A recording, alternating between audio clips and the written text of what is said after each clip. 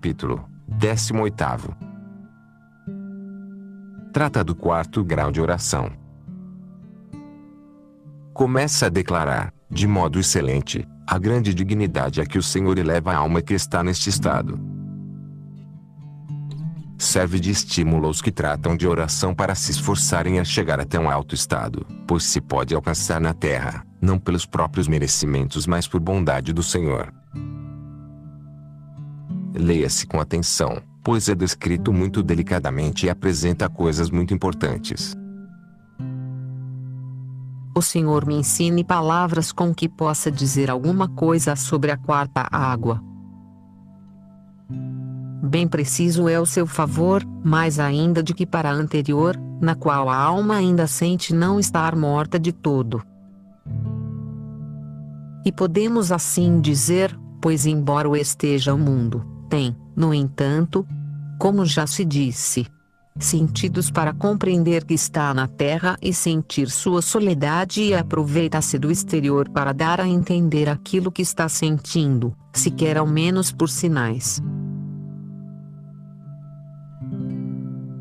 Em todos os modos de oração que ficam ditos, trabalha algum tanto o hortelão, ainda que nestes últimos vai o trabalho acompanhado de tanta glória e consolo de alma que jamais se quereria sair dele, e assim não se sente como trabalho, mas antes como glória. Aqui não há sentir, senão gozar sem entender o que se goza. Entende-se que se goza um bem, onde se encerram conjuntamente todos os bens, mas não se compreende que bem seja este. Todos os sentidos sentem este gozo, de modo que não fica nenhum desocupado para se poder empregar em outra coisa exterior ou interior. Antes, dava-se-lhes licença para fazerem, como disse, algumas mostras do grande gozo que sentiam. Aqui, a alma goza mais, sem comparação e, no entanto, pode-se dar a entender muito menos, porque não fica poder no corpo, nem a alma o tem, para comunicar aquele gozo. Nesse tempo tudo lhe seria de grande embaraço e tormento e estorvo para seu descanso. E digo até que, se é união de todas as potências, enquanto estiver nela não pode, embora o queira, e se pode, já não é união. Como seja esta oração a que chamam união e em que consista, não o sei dar a entender. Isto declara-se na mística teologia, que os termos eu não os saberei nomear, nem sei entender o que é a mente, nem tão pouco que diferença tenha da alma ou do espírito. Tudo me parece uma mesma coisa, se bem que a alma saia algumas vezes de si mesma à maneira de um fogo que está ardendo e feito chama, e cresce algumas vezes com ímpeto e as chamas sobem muito acima do fogo, mas nem por isso é coisa diferente, senão a mesma chama que está no fogo. Isto vossas mercês, com suas letras, o entenderão porque melhor eu não sei dizer. O que pretendo declarar é o que sente a alma quando está nesta divina união. O que é união, já se sabe, é de duas coisas divididas fazer-se uma. Ó Senhor meu, como sois bom! Bendito sejais para sempre. Louvem-vos, Deus meu, todas as coisas, pois assim nos amastes, a podermos com verdade falar desta comunicação que, ainda estando neste desterro, tendes com as almas. Até mesmo com as que são boas é grande liberalidade e magnanimidade vossa, Senhor meu, enfim, dais como quem sois. Ó liberalidade infinita, quão magníficas são as vossas obras! Isto espanta a quem não tem o entendimento ocupado com coisas da terra de modo a não ter nenhum para entender verdades.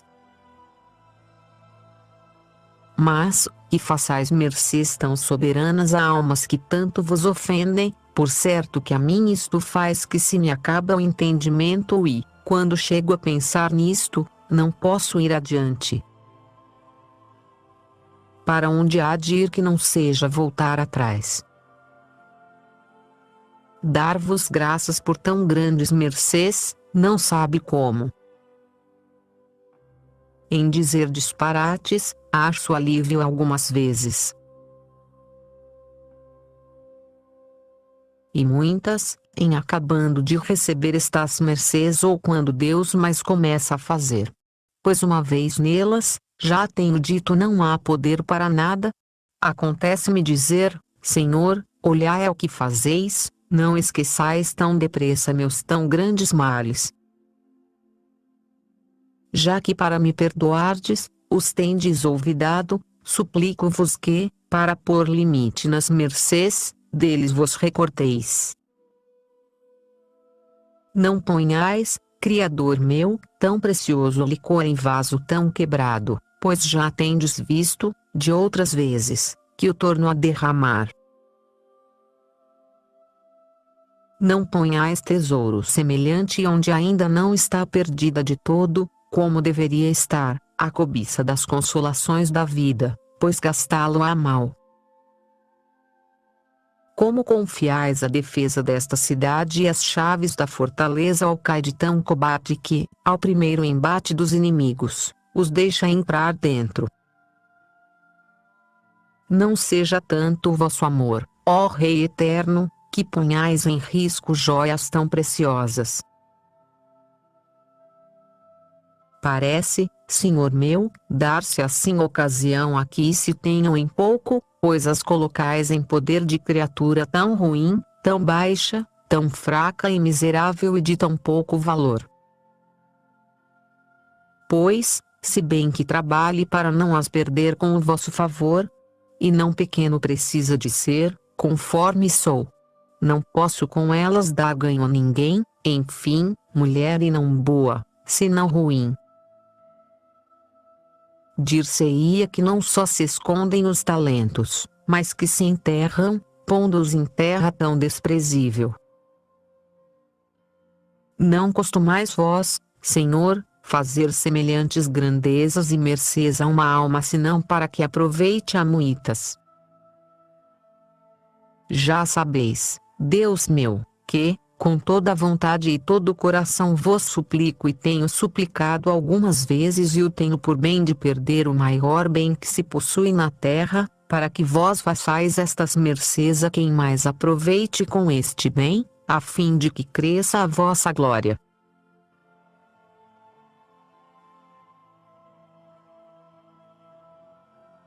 Estas e outras coisas têm-me acontecido dizê-las muitas vezes.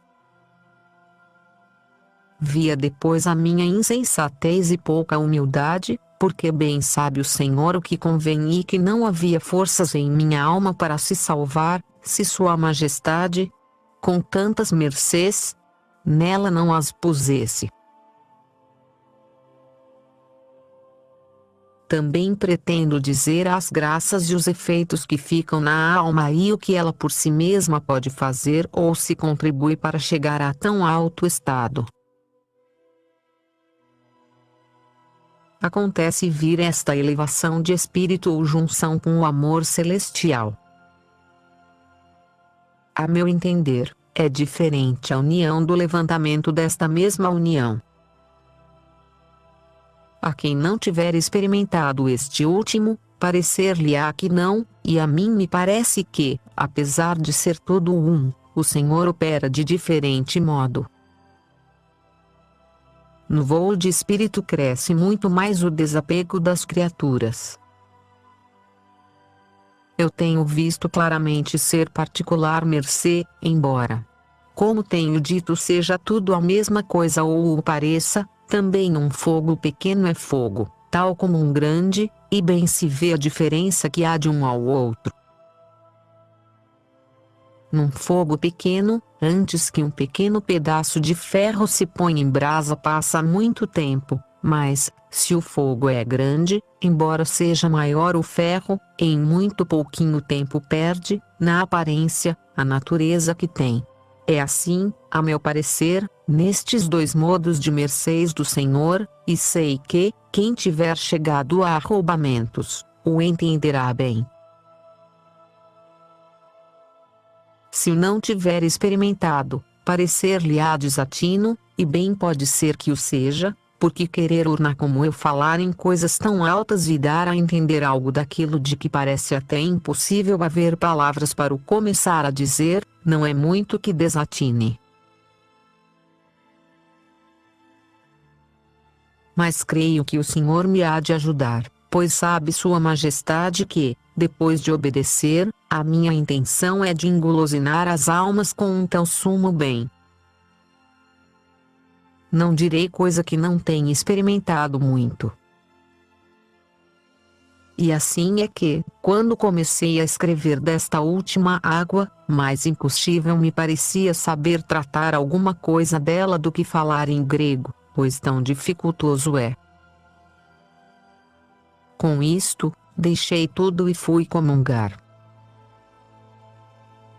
Bendito seja o Senhor que assim favorece os ignorantes. Ó, virtude da obediência que tudo podes. Esclareceu-me Deus o entendimento, umas vezes com palavras e outras pondo-me diante como o havia de dizer, pois, tal como fez na oração passada, parece que Sua Majestade quer dizer o que eu não posso nem sei.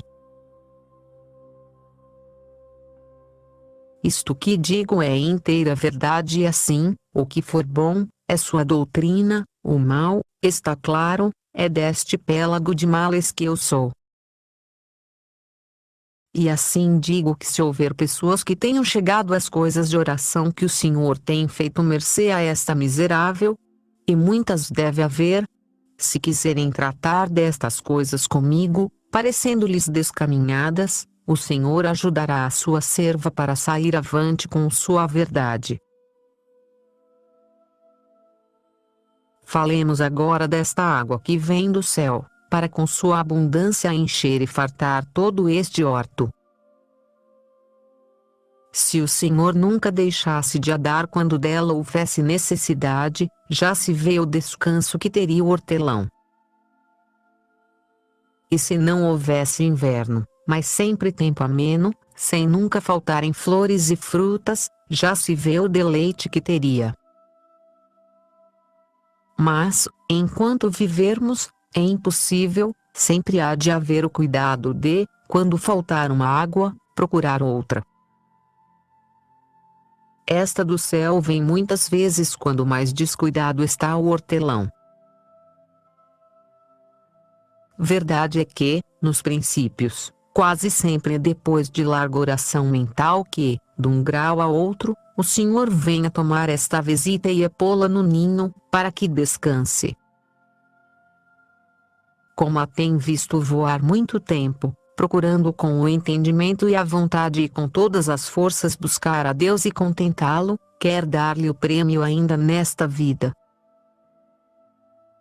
E que grande prêmio! Basta um momento para ficarem pagos todos os trabalhos que nela pode haver. Estando assim a alma buscando a Deus, sente-se, com deleite grandíssimo e suave, quase de todo desfalecer, à maneira de desmaio. Vai-lhe faltando fôlego e todas as forças corporais, de modo que não pode sequer menear as mãos a não ser a muito custo. Os olhos fecham-se-lhe sem os querer fechar, ou se os tem abertos, não vê quase nada. Se lê, nem acerta a dizer letra nem quase atina bem a conhecê-la, vê as letras, mas como o entendimento não ajuda, não as consegue ler embora queira. Ouve, mas não entende o que ouve. Não se aproveita, pois, nada dos sentidos, a não ser para eles não a deixarem acabar de se entregar a seu prazer e assim antes a estorvam. Falar, é por demais, não atina a formar palavra, nem há forças, ainda que atinasse, para poder pronunciar, porque toda a força exterior se perde e se concentra nas da alma, aumentando-lhes para melhor poder gozar da sua glória. O deleite exterior que se sente é grande e muito manifesto.